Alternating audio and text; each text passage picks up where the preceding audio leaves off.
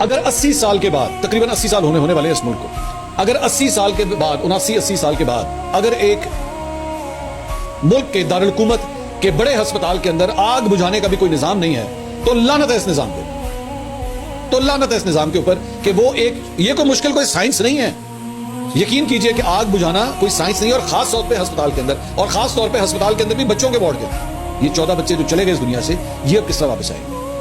صرف اس بنیاد کے اوپر کہ یہاں پہ کروڑوں اربوں روپیہ لوگوں کے جہاز خریدنے کے اوپر، پروٹوکالز کے اوپر، ان جگہوں کے اوپر لگ جاتا ہے، لیکن یہاں پہ ان 14 بچوں کو بچانے کے لیے وہاں پہ کوئی نظام ہی نہیں تھا. تم لوگ 79-80 سال کے بعد یہاں پہ آگ بجھانے تک کا کام نہیں کر سکے